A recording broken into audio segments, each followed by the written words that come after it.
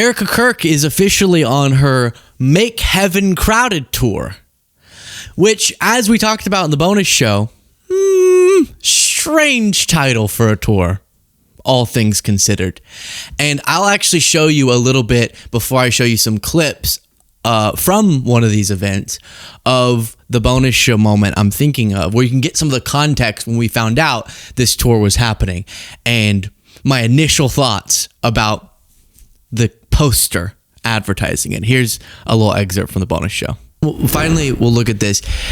I guess Erika Kirk is doing a tour or another tour, and it's called the Make Heaven Crowded tour. And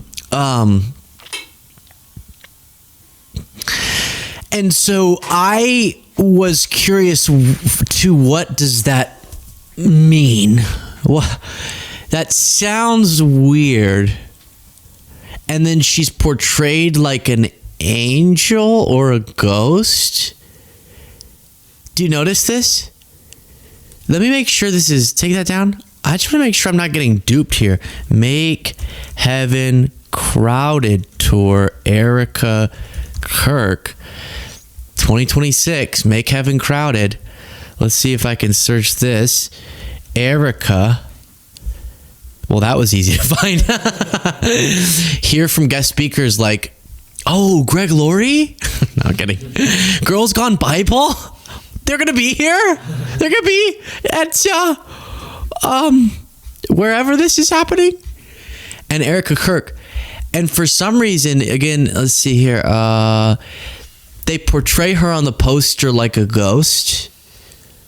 And it really sounds like they're saying she's gonna pass away, and it kind of it's weirding me out. Make Heaven. I guess they're saying maybe Charlie made heaven crowded, but that also seems kind of offensive to Charlie. I know the phrase, which is like we're all gonna be so Christ devoted that so many people are gonna get into heaven that it'll be crowded, but it's kind of weird, you know, like. No, Jesus, man, I totally agree. Like, yes, Pizzeria is the best restaurant, and I love that here in heaven I can eat it unlimited without getting. Oh, hi, I'm Charlie, dude. We're a little full. It's a little crowded now. Like it's a weird image to portray. I'm sure the square footage is decent up there. That would right. And surely God could do a little bit of like, you know, whenever houses have an outdoor porch, but they cover it and then they put up walls. So then you kind of like extend the square footage of your house, but you already had the kind of almost structure there because it was an outdoor porch, but you just insulate it. I'm sure God could do a renovation like that, surely. So I don't know what all this crowded business is about, but I'm just confused why it looks like she's passing. Why does the poster make her look like a ghost in the clouds? What? She's a ghost in the clouds? Like she's dead? That's weird. Or it sounds like she's gonna go, hello everyone. Right, the little look she does, and then like laser vision all of them, and they're all gonna die. So anyways, so that was the initial reaction just about the announcement that this was happening. I was already kind of confused by the branding of it. They literally, podcast listeners, she's like in this blue kind of translucent image of her on the poster in clouds, like how you would portray an angel of someone who already died or a ghost. And it's kind of just all of the context. Given all that context of what we know, it feels a little strange, but I guess it's sort of one of these political merged with Christian, right-wing Christian tours. And once again, as I play this clip where she says something kind of insane, y'all know, as a caveat in case you don't, I have nothing but a full heart of empathy for the fact that something horrific happened to her family. And she is now the leader of a very powerful political organization that is advocating for things that are very much against my principles. And so she has to be able to, if she's going to assume this position, be criticized as that leader. not for the place that she fills in a family that lost a member of their family tragically. And so here, to give you a sense of the direction of Turning Point USA, she refers to ICE protests, people protesting against what we've seen from ICE, as demonic. One of the videos that came in to that chat, awkwardly enough, was a clip. And I have to say it. Sorry, I'll play the clip uninterrupted in a second here. I have to say it. Click the subscribe button. Please do, if you appreciate the show. Click the subscribe button. Makes a big difference. No, what I actually want to say is that, but just remember, a lot of the advocacy we saw from her in Turning Point USA was that women's roles are blah, blah, blah, blah, blah, right? And only in the family, this, that, and the other thing. And so there is a hypocritical angle, as much as I support either gender pursuing whatever they like. There's a hypocritical component to the fact that she's very much not just with the kids, right? We're on tour 5. Like what number is this? How many cities is this? That's a lot of career type stuff, which great with me. Not the message, but great with me. Not what Turning Point and she has advocated in terms of gender roles. Just saying. You would think it would be with the kids from their worldview. Not, let's go tour the nation and make heaven crowded. Still can't get over that. One of the videos that came in to that chat, awkwardly enough, was a clip of Rachel Maddow and Jimmy Kimmel. I can't even believe I'm saying their names in a church, but together. But it was interesting because he asked her the question, do you think these protests are helping? Personally, I do not. I think it's demonic. But I understood the sentiment of what she said. She thinks people protesting a mom getting shot to death. And as we get more information about it, it seems increasingly possible, if not clear, that the later shots that were, as much as the first one was unjustified, even more unjustified because of where Jonathan Ross's body was whenever the third shot went off, ensured that she died. Talk about demonic. Not that I use that term, but if you're using it. People protesting against that, or protesting against their neighbors being harassed.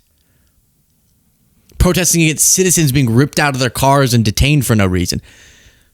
That's the demonic thing. Demonic. I'm just thinking of Tucker Carlson now. He's like, someone said demonic? Did you hear my story? You said demonic? I know. I have a little bit of experience with demons. So let me just tell you. So now I'm not. Can I say it? No. So then we go to the next clip. I operate very clearly. Whatever decision is in front of me, it will go through a very strict lens. Is this going to bring me closer to heaven, or is it going to bring me further away from heaven? If it is going to bring me further away from heaven, step aside, Satan. I do not want to touch you with a 10-foot pole.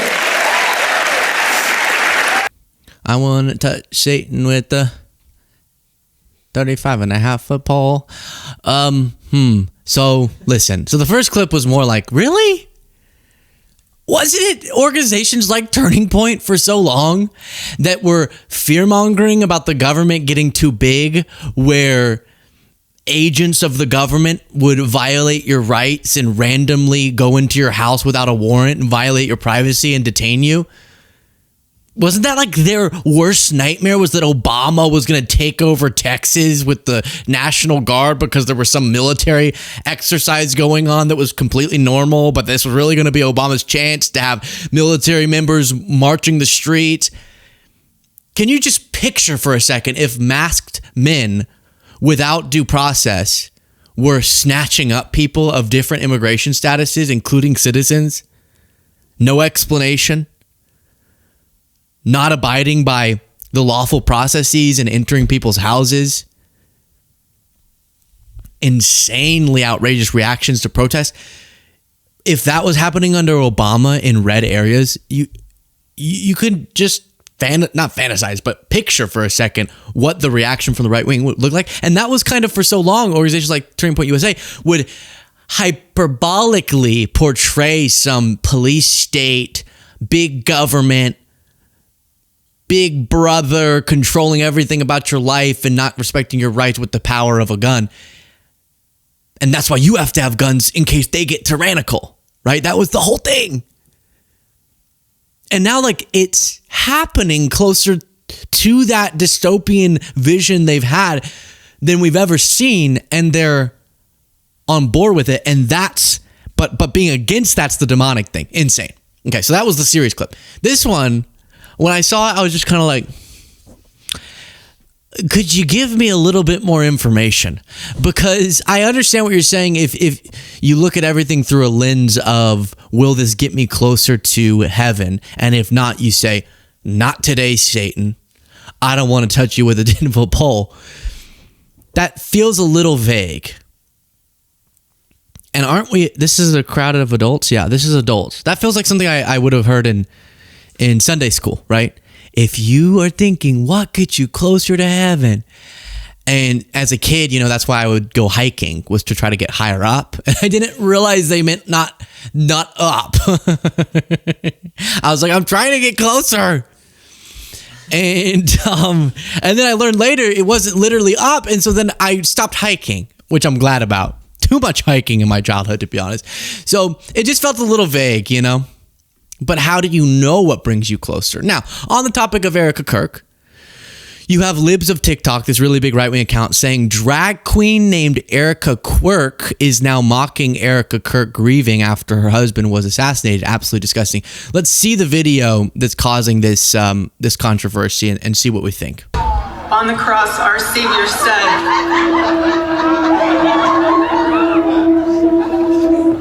Father, forgive them, for they not know what they do.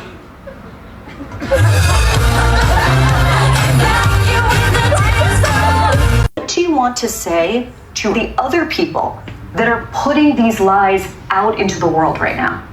Stop.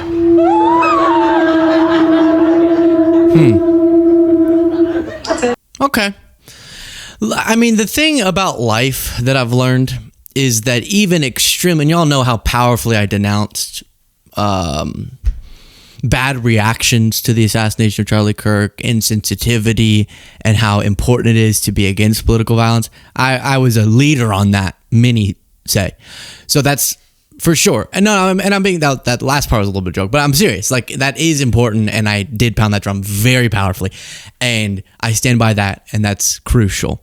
And we're in this effed up world, so people are also going to make jokes too.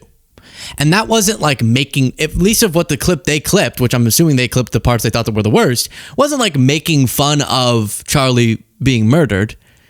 It was portraying some quirks that Erika has. One of them being she will do this sort of glare, which is just like, you could say mocking that and sensitive, but she's obviously taking a very public role. So when you take a very public CEO role running a big organization, people are going to pick up on your quirks and then make fun of them. And the other thing is there was an imagery thing that is going to be satirized, which is walking out at a funeral or a memorial to like Van Halen level pyrotechnics.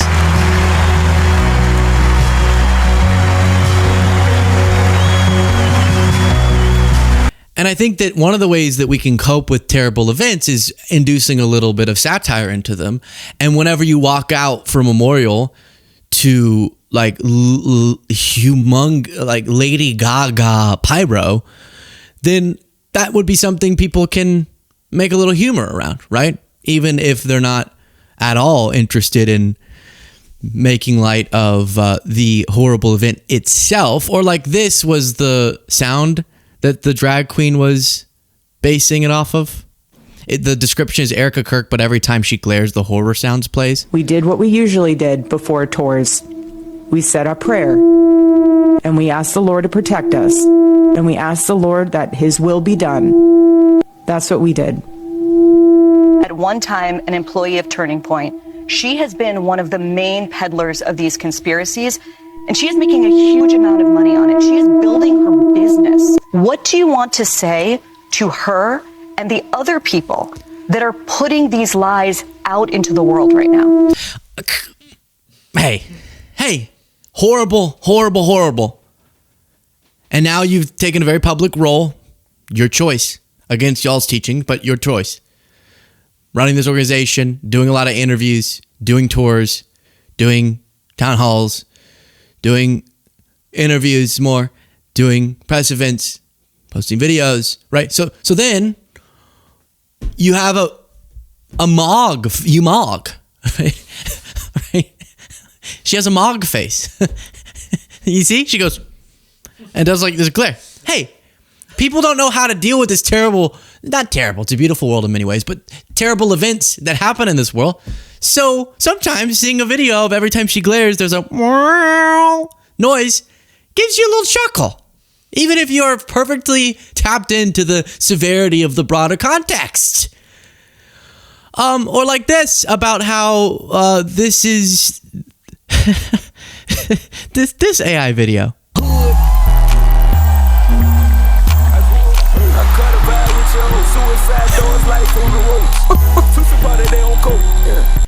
Your events have some wild tech elements, and that's what people are making fun of. It feels a little weird at a memorial to be like, whoa, ladies and gentlemen, please welcome the widow. It's fine to go, that was weird. Serious, weird. Fine, it's fine. Honestly, I've kind of stayed away from talking about some of these memes. It's fine. What are we going to do? Not ever laugh about anything because of how effed up a lot of stuff is? No, we're not doing that. As long as you're not unclear in your moral compass about opposing political violence, then getting a little chuckle out of the absurdity of the imagery of some of what we've observed, I think is fine. And let's be honest, even if you think it's insensitive, and I happen to have a very sensitive little lib heart, where like even jokes that kind of touch onto tough events make me, the drag queen kind of nailed the glare. Like, you know what I mean? Like, does that help at all that she kind of nailed this? That's kind of accurate. So if you're insensitive, fine. Call it out for that. I don't know if disgusting. And then I think a lot of people have been a little confused by just the imagery of like, now we're launching our world tour. Make heaven crowded. And she's portrayed as a ghost. And I'm now willing to say that as a brave, patriotic American. Anywho, moving on.